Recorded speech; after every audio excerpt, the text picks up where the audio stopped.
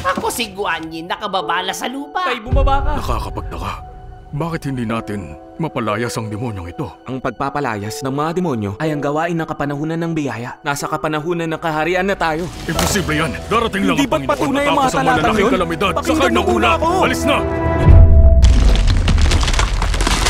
Lumilindol! Takbo!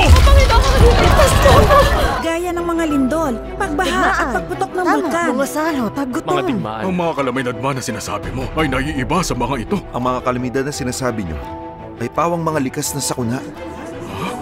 Ang mga kalamidad na binabanggit ng Diyos ay ang malaking kapigatian sa Mateo 24:21.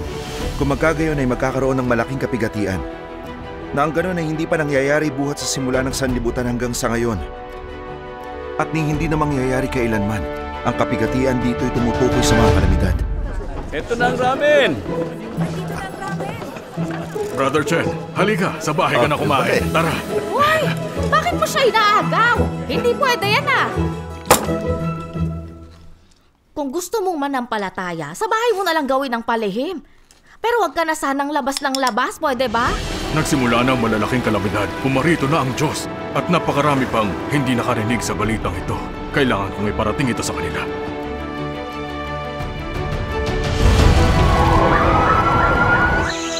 Tuloy-tuloy ang mga kalamidad na ito.